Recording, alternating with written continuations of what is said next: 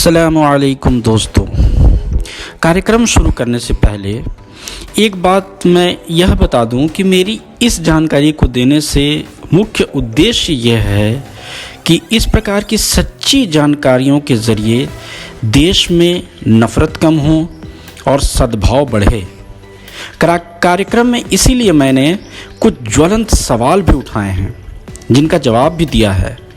इसलिए मेहरबानी करके आखिर तक ज़रूर सुनिए। दोस्तों, आप अक्सर देखते या सुनते भी होंगे कि 20 लोग मुस्लिम या 30 लोग मुस्लिमों का ग्रुप एक ग्रुप में किसी रेलवे स्टेशन पर कहीं जाने को तैयार खड़ा हुआ है। कई ग्रुप्स ऐसे हैं जो बसों में देखे जा सकते हैं। कई ग्रुप ऐसे हैं जो सड़कों पर दिख जाते हैं। कई ग्रुप ऐसे हैं जो गांव के रास्तों पर दिख जाते हैं और कई ग्रुप ऐसे हैं जो शहरों की गलियों पर दिख जाते हैं। सबका एक मकसद होता है। क्या मकसद होता है कि हम फलां शहर की फलां मस्जिद या फलां गांव की फलां मस्जिद में जाकर रुकेंगे,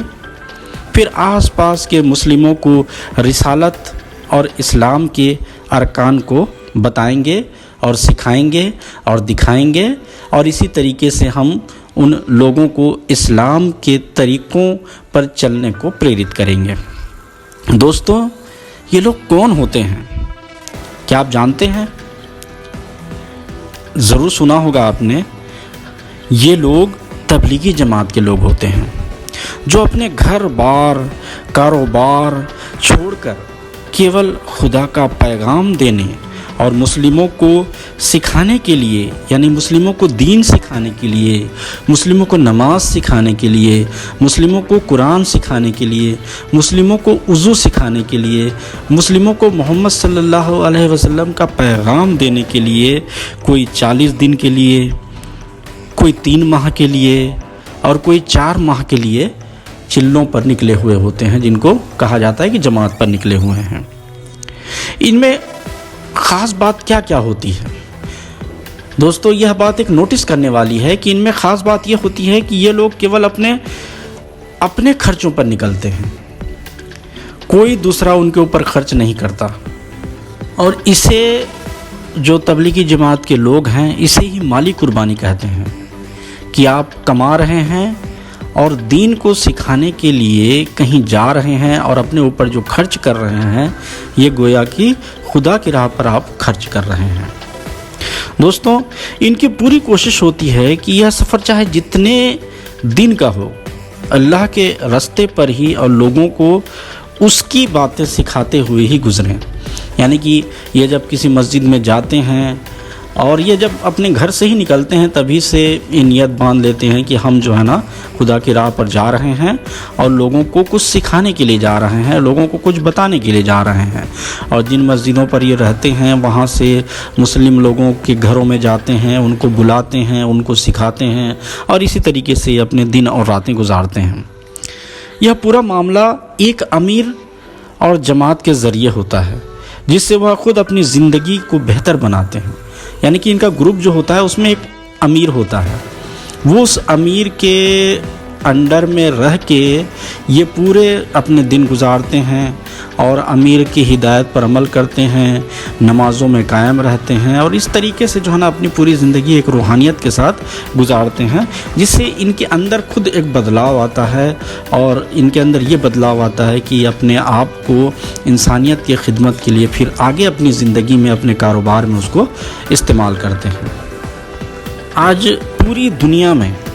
चाहे वो दुनिया के किसी भी कोने में हो, मक्का से लेके पूरी दुनिया में इनकी जमातें निकलती हैं और ये एक देश से दूसरे देश में जाते हैं, एक गांव से दूसरे गांव में जाते हैं, एक शहर से दूसरे शहर में जाते हैं, एक स्टेट से दूसरे स्टेट में जाते हैं और लोगों को दीन सिखाते हैं और उस माहौल को रूहानी बनाने के लिए ये काम करते हैं। दोस्तों, आप बेशक किसी भी जमात के हों, जो इस्लाम में 73 फ़िरके हैं, उन फ़िरकों में किसी भी जमात के आप लोग हों, लेकिन आप इनके इस काम को नज़रअंदाज नहीं कर सकते। क्यों? کیوں نہیں کر سکتے؟ کیونکہ ان کا یہ کام روحانی کام ہے، نبیوں والا کام ہے، جس کام کو خدا نے اپنے رسول سے کرنے کو کہا تھا اس کام کو یہ لوگ کر رہے ہیں، اور اس میں یہ کامیاب کیوں ہو رہے ہیں؟ آج آپ پوری دنیا میں دیکھ لیجئے ان کی بھیڑ کیوں بڑھتی چلی جا رہی ہے، کیوں دن بدن جماعتیوں کی تعداد بڑھتی جا رہی ہے، کیوں دن بدن ان کے اجتماعوں میں لوگوں کی تعداد بڑھتی جا رہی ہے، کیوں دن بدن ان کے اندر اسلام کو جو سیکھ کر دوسروں کو سکھانے کی ایک جنون بڑھتی جا رہی ہے، وہ اسی وجہ سے ہے کیونکہ انہوں نے اس نبی والے راستے کو اپنایا ہے۔ اب آپ بولیں گے کہ وہ کیا ہے؟ دوستو، آپ نے سورہ مائدہ جو 5 نمبر کی آیت ہے، 5 نمبر کی سورت ہے، اس میں 67 نمبر کی آیت آپ دیکھ لیجئے۔ اس میں کیا لکھا ہے؟ اس میں لکھا ہے یا ایھا الرسول بلغ ما انزل الیک من ربک وان لم تفعل فما بلغت رسالتہ واللہ یعصمک من الناس ان اللہ لا یہدی القوم الکافرین۔ یعنی اے رسول، یا ایھا الرسول، اے رسول، بلغ ما انزل الیک، اس چیز کو پہنچا جو تیری طرف اتارا گیا ہے، اور اگر تو ایسا نہ کرے، وَإِن لَمْ تَفْعَلْ، اور اگر تو ایسا نہ کرے، فَمَا بَلَّغْتَ رِسَالَتَهُ، تو نے اس کے پیغام کو نہیں پہنچایا۔ وَاللَّهُ يَعْصِمُكَ مِنَ النَّاسِ، اور اللہ تجھے لوگوں سے محفوظ رکھے گا۔ یعنی اگر تو یہ کام کرے گا کہ جو خدا نے تجھے بتایا ہے، جو خدا نے تجھے جو راستہ دکھایا اس راستے کو لوگوں کو بتائے گا، تو خدا تجھے محفوظ رکھے گا، اور اللہ کافر لوگوں کو ہدایت نہیں کرتا۔ اب اس جگہ جو کافر کا لفظ آیا ہے، اس کے بارے میں کوئی ہمارے ہندو بھائی یہ نہ سوچیں، یا کوئی غیر مسلم بھائی یہ نہ سوچیں کہ یہ ہمارے بارے میں ہے۔ اصل میں دیکھیے، اس آیت میں ان لوگوں کو جو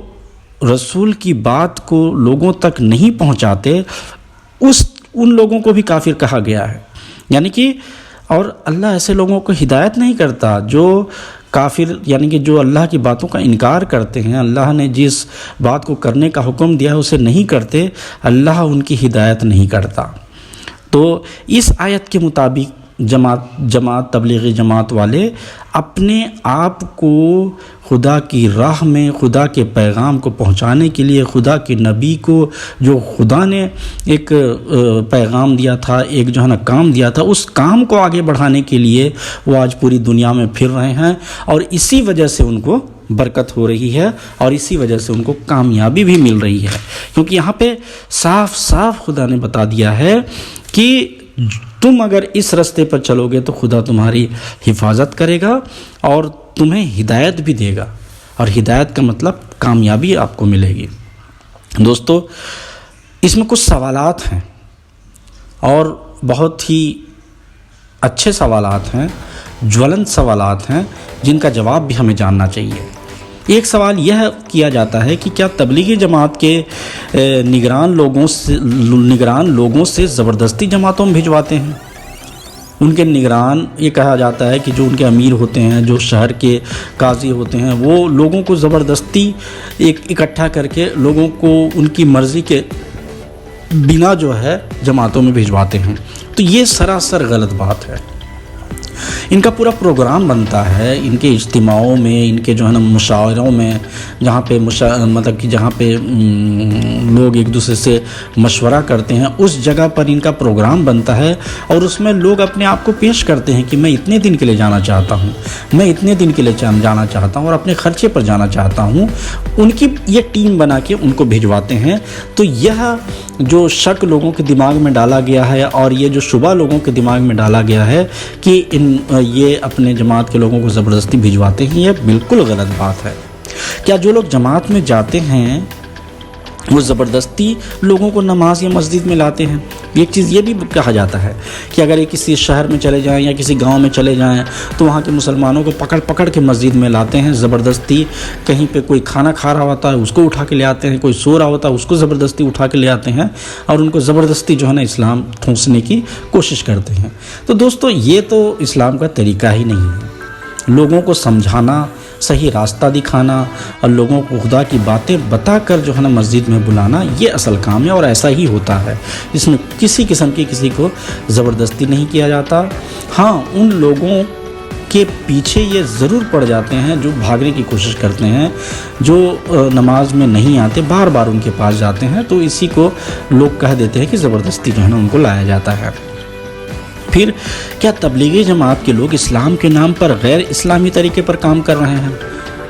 آپ تبلیغی جماعت کے علاوہ جتنے بھی فرقے ہیں، ان فرقوں کے لوگوں کے اندر جو تعصب ہے، اس سے آپ یہ اندازہ لگا سکتے ہیں کہ سبھی لوگ یہی کہتے ہیں کہ تبلیغی جماعت کے لوگ غیر اسلامی طریق پر کام کر رہے ہیں۔ ابھی میں نے آپ کو قرآن مجید کی آیت پڑھ کے سنائی، جس میں جو ہے نا صاف صاف خدا نے خدا کے رسول کو ہی کہا تھا، اور خدا کے رسول کو جو کہا تھا وہ خدا نے اس کے امت کو بھی کہا ہے، وہ اس کے مطابق یہ کام کر رہے ہیں، اور اس میں ان کو کامیابی بھی مل رہی ہے۔ تو یہ بالکل لغو سوال ہے، اور ایک چڑھنے والوں کا سوال ہے جو اس جماعت کے نہیں ہیں۔ وہ چاہتے ہیں کہ ایسا یہ لوگ جو کر رہے ہیں اس میں ان کو بدنامی ہو، اور اس طریقے سے جو یہ کر رہے ہیں یہ غلط ہے، لیکن بالکل غلط نہیں ہے۔ اگر صحیح طریقے سے اور صحیح ڈھنگ سے لوگوں کو پریشان کیے بغیر اگر یہ اپنا اسلام کا پیغام اسلام مسلمان لوگوں کو دے رہے ہیں، مسلمانوں کو سکھا رہے ہیں، تو یہ تو اچھی بات ہے، کیونکہ آج کے مسلمان اسلام کو نہیں جاننے کی وجہ سے بہت غلط کاموں میں پڑتے جا رہے ہیں، اور جس کی وجہ سے اسلام بدنام ہو رہا ہے۔ تو یہ تو اچھا کام کر رہے ہیں، ان کو کسی قسم کی غیر اسلامی طریقے پر کام کر رہے ہیں کا الزام لگانا بالکل غلط ہے۔ اور سب سے اہم سوال دوستو، جس کا جو میرا مقصد ہے اس طرح کے پروگرام بنانے کا، وہ یہ ہے سب سے اہم سوال کہ کیا تبلیغی جماعت دیش کی شانتی میں روک پیدا کر رہے ہیں یا دیش میں فساد پیدا کرنے کا کارن بن رہے ہیں؟ یہ بہت ہی اہم سوال ہے، اور جب ہم اس سوال کے جواب کی طرف توجہ کرتے ہیں اور ہم ان کے کاریہ کلاموں کی طرف دیکھتے ہیں تو ہمیں کوئی ایسی چیز نظر نہیں آتی کہ یہ دیش میں اشانتی پیدا کرنے کا کام کر رہے ہیں، بلکہ ان کے کام سے یہ لگتا ہے کہ یہ مسلمانوں کو صحیح رستے پر لا کر دیش میں شانتی استھاپت کرنے کے لیے قدم بڑھا رہے ہیں، اور دیش میں جو مسلمان اسلام کے نام پر غلط طریقے پر چل کر لوگوں کی پریشانی کا کارک بنتے ہیں، اس چیز سے روک رہے ہیں، تو یہ دیش کی شانتی میں ایک یوگدان کر رہے ہیں، اور ان کے اس یوگدان کا پرتی پھل ہے کہ آج بہت سارے ایسے مسلمان جو صرف اسلام کے نام پر ہی اپنے نام رکھے ہوئے تھے، جن کو پتہ بھی نہیں تھا کہ اسلام کیا ہے، قرآن کیا ہے، نماز کیا ہے، وہ سیدھے رستے پر چلتے ہوئے لوگوں کے ساتھ اچھے اخلاق کے ساتھ پیش آنے کے لیے مجبور ہو چکے ہیں اپنی عادت پہ، اور وہ اسلام پر چلتے ہوئے لوگوں کو شانتی کا پیغام دیتے چلے جا رہے ہیں۔ تو یہ کام انہوں نے کیا ہوا ہے، اور اس کام کے لیے خدا سے ہمیں یہ دعا کرنی چاہیے کہ ایسے کام ہم سب کو کرنے چاہیے۔